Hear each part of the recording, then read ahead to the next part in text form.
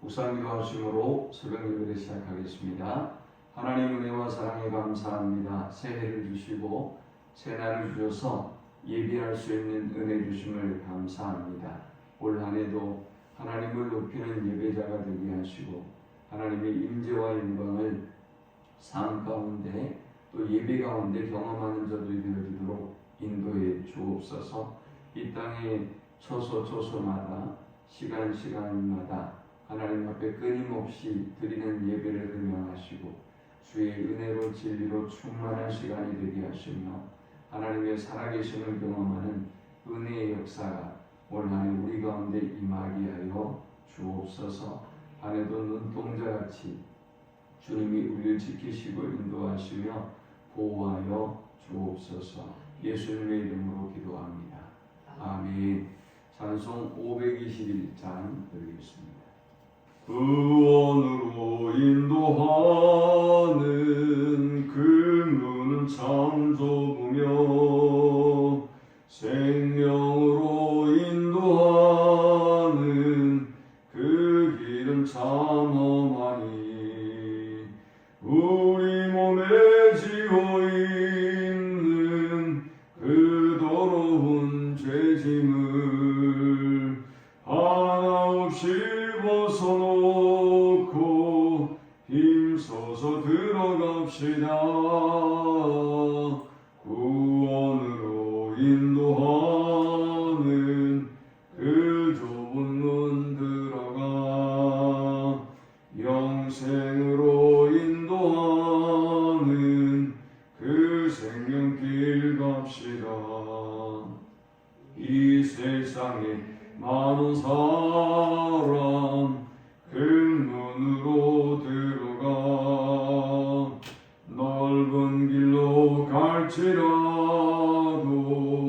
멸망으로 끝나니 세상 어떤 부귀영화 모두 내어버리고 주의 말씀 순종하여 그 생명 길로 갑시다. 구원으로 인도하는 그 좁은 문 들어가 영생으로 인도하는 그 생명 길 갑시다. 구원의 문 열렸으니 주의 공로 힘입어 주저 말고 들어가서 생명길로 갑시다. 구원의 문 닫힌 후엔 들어가고 싶으나 한 번 닫힌 구원의 문 또 열려지지 않으리. 구원으로 인도하는 그 좁은 문 들어가 영생으로 인도하는 그 생명길 갑시다. 아멘. 오늘 이 시간에 주시는 살아계신 하나님의 말씀은 신약성경 누가복음 1장 11절에서 25절의 말씀입니다. 주의 사자가 그에게 나타나 향단 우편에 선지라. 사가랴가 보고 놀라며 무서워하니 천사가 그에게 이르되 사가랴여 무서워하지 말라. 너의 간구함이 들린지라. 내 아내 엘리사벳이 내게 아들을 낳아주니 그 이름을 요한이라 하라. 너도 기뻐하고 즐거워할 것이요 많은 사람도 그의 태어남을 기뻐하리니 이는 그가 주 앞에 큰 자가 되며 포도주나 독한 술을 마시지 아니하며 모태로부터 성령의 충만함을 받아 이스라엘 자손을 주 곧 그들의 하나님께로 많이 돌아오게 하겠습니다. 그가 또 엘리야의 신명과 능력으로 주 앞에 먼저 와서 아버지의 마음을 자식에게 거스르는 자를 의인의 슬기에 돌아오게 하고 주를 위하여 세운 백성을 준비하리라. 사가랴가 천사에게 이르되 내가 이것을 어떻게 하니요? 내가 늙고 아내도 나이가 많으니이다. 천사가 대답하여 이르되 나는 하나님 앞에 서 있는 가브리엘이라. 이 좋은 소식을 전하여 내게 말하라고 보내심을 바라는가.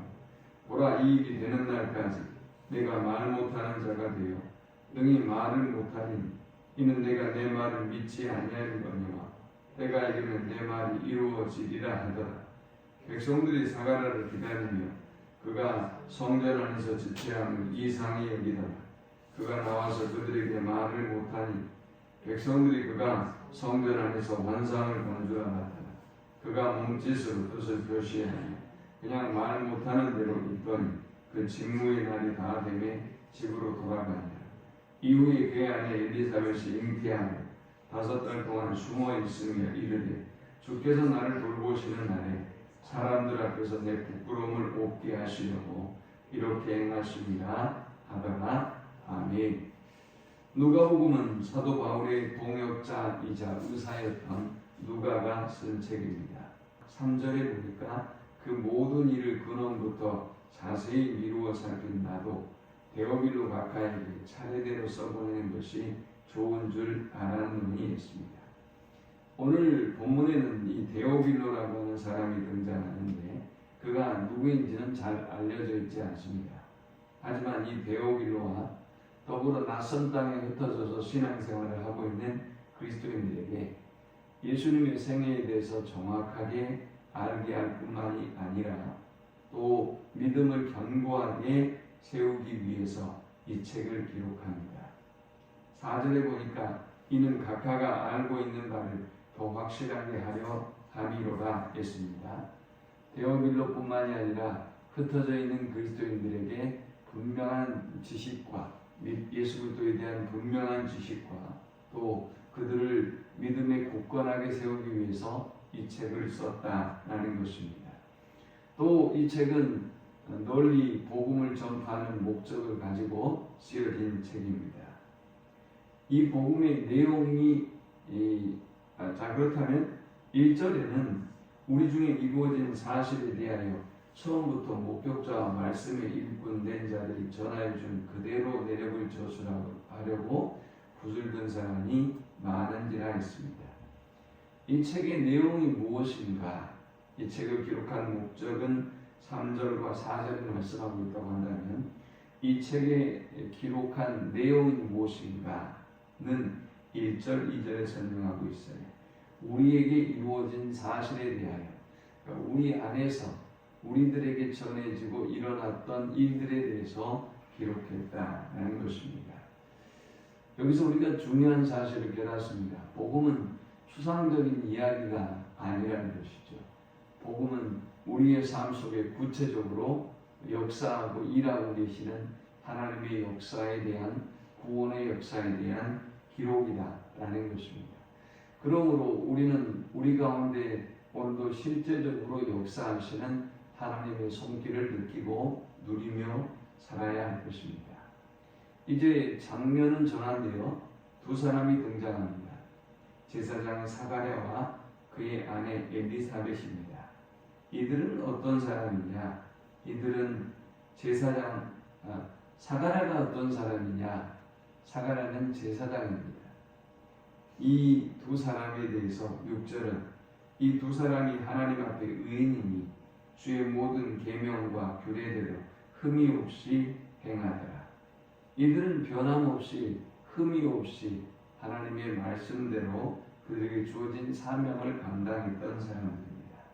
그런데 7절에 보니까 이 가정에 문제가 있었어요. 이 두 사람이 나이는 늙고 아이가 없었습니다. 당시에 아이가 없는 것은 수치가 될 수 있었기 때문에 사가랴와 엘리사벳 부부는 이 문제를 두고 기도한 것으로 보입니다. 어디에서 그들이 이 문제를 두고 기도한 것을 알 수 있느냐? 13절에 보니까 무서워 말라 너의 간구함이 들린지라 했습니다. 사가랴는 묵묵히 그에게 주어진 사명을 감당하는 경건한 제사장이자 또 그가 무자한 것을 두고 하나님 앞에 이 문제를 두고 기도하고 있었던 사람이었습니다. 자, 이제 오늘 본문에는 이렇게 사가랴가 하나님 앞에 다녀를 쫓아 제사하고 또 백성들을 위하여 제사하고 분향했던 이때에 하나님께서 천사를 보내셔서 사가랴에게 말씀합니다. 바로 세례 요한이 이 가정에 태어나게 될 것이라는 것입니다. 그런데 이 이야기를 전해 들었던 사가랴와 엘리사벳은 사가랴는 그 말을 믿지 못합니다. 사가랴는 벙어리가 되었고 그리고 이제 때가 된 이후에 그의 말이 풀려지게 됩니다. 자, 이 본문을 통해서 우리는 세 가지 영적 교훈을 묵상하고 함께 은혜를 나누고자 합니다. 이 본문이 주는 첫 번째 영적 교훈은 하나님은 자신의 자리에서 직무를 다하고 사명을 다하는 사람의 기도를 응답해 주신다라는 것입니다. 사가랴는 묵묵히 자기에게 주어진 사명을 있는 자리에서 다했던 사람입니다. 그가 하나님 앞에 제비를 뽑아 성전에 들어가 분향할 때 모든 백성은 그 분향하는 시간에 밖에서 기도했더니 됐습니다. 묵묵히 그 자리를 지키고 어떤 어려운 문제가 있어도 시련이 있어도 당시에 누가가 활동했던 시기가 예수님 이후 40년에서 60년대로 지금 보여집니다. 이 책을 기록한 때가 그때에는 교회가 많은 시련과 어려움을 당했던 때였습니다. 그럼에도 불구하고 사가랴는 변함없이 자신의 자리에서 직무를 다하고 사명을 다하고 백성이 하나님 앞에 나아갈 수 있도록 섬겼던 사람이었습니다. 하나님은 이러한 사람에게 천사 가브리엘을 보내서 하나님의 뜻을 전하시고 말씀하시고 또 그의 기도의 제목을 응답해 주셨습니다. 앞으로 이 가정에 요한을 보낼 것인데 요한이 어떤 일을 할 것인지 어떤 사람인지 14절에서 17절까지 말씀하고 있습니다. 세례 요한이 앞으로 할 일은 17절에 특별히 보니까 그가 또 엘리야의 신명과 능력으로 주 앞에 먼저 와서 아버지의 마음을 자식에게 거스르는 자를 의인의 슬기에 돌아오게 하고 주를 위하여 세운 백성을 준비하리라 했습니다. 앞으로 예수님의 탄생 이전에 주님을 위하여 예비하고 준비하는 일을 위해서 세례 요한이 이 땅에 태어나게 되었다라고 말씀하고 있습니다. 이 본문을 통해서 우리가 얻을 수 있는 두 번째 영적 교훈은 하나님의 말씀은 반드시 성취된다라는 것입니다. 이렇게 하나님의 말씀이 전해지자 사가랴는 이 말씀을 믿지 못합니다. 세례 요한이 태어날 것이라는 말씀을 믿지 못했던 사가랴는 천사에게 이렇게 말합니다. 18절에 사가랴가 천사에게 이르되 내가 이것을 어떻게 아니요 내가 늙고 아내도 나이가 많으니이다. 천사가 대답하여 이르되 나는 하나님 앞에 서 있는 가브리엘이다. 이 좋은 소식을 전하여 내게 말하라고 보내심을 받았노라.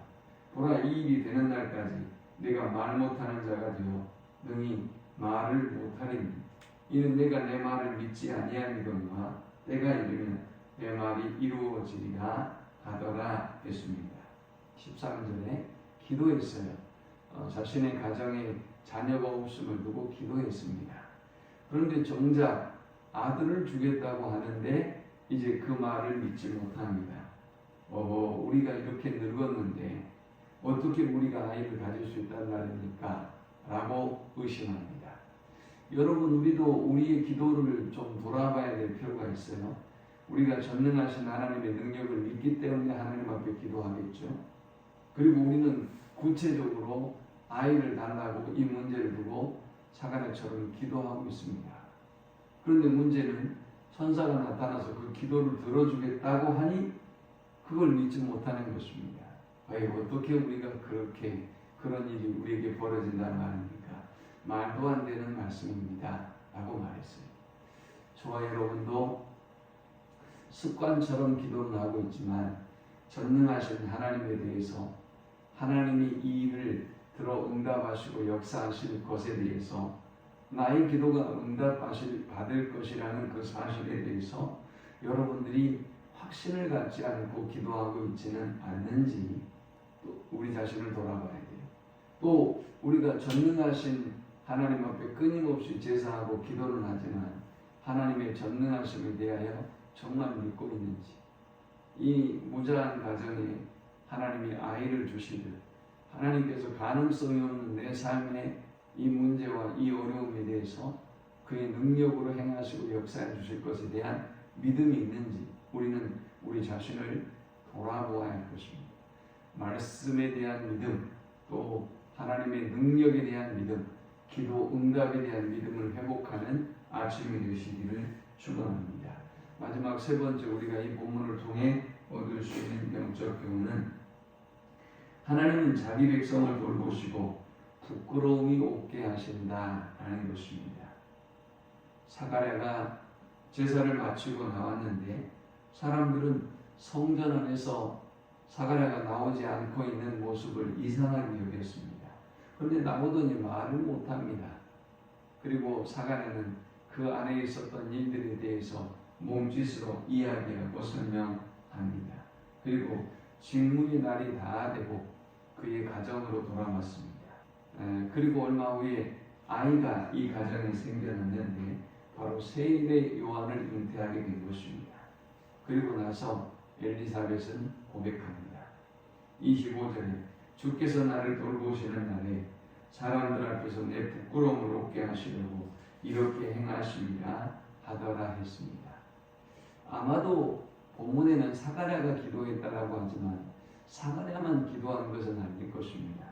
그녀의 이 25절에 보니까 부끄러운 일이다, 부끄럽게 생각했다라고 하는 걸 보니 그녀도 이 문제를 두고 하나님 앞에 간절히 기도했던 것으로 보입니다.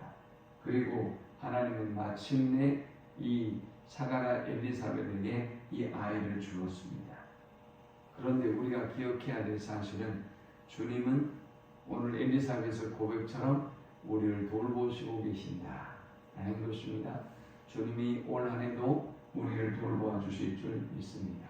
또 부끄러움이 없게 하시려고 이렇게 행하셨다라고 있는데 하나님의 백성들이 이 땅에서 수치를 당하고 부끄러움을 당하는 것을 하나님이 원치 않는다는 것을 우리에게 보여주고 있습니다. 그래서 사가랴와 엘리사벳 가정에 부끄러움이 없게 하시려고 아이를 주셨어요.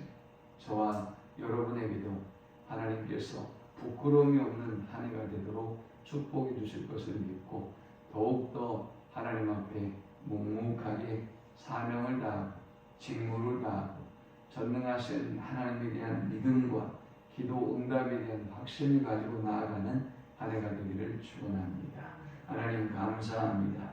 귀한 말씀대로 전능하신 하나님에 대한 믿음을 회복하기 원합니다. 기도 응답에 대한 확신을 회복하기 원합니다. 하나님이 함께해 주시고 올 한 해 우리로 하여금 우리를 돌보시고 부끄러움이 없게 하시는 하나님의 능력을 경험하는 한 해가 되기에 주옵소서. 예수님의 이름으로 기도합니다. 아멘. 지금은 우리 주 예수 그리스도의 크신 은혜와 성부 하나님의 극진한 사랑과 성령의 인도 보호 교통 충만케 하신 전능하신 하나님의 능력을 믿고 우리의 부끄러움을 없애주시는 하나님께 모든 것을 맡기고 의뢰하는 주의 백성들의 머리 위에 이제부터 영원토록 함께 있을지어다. 아멘.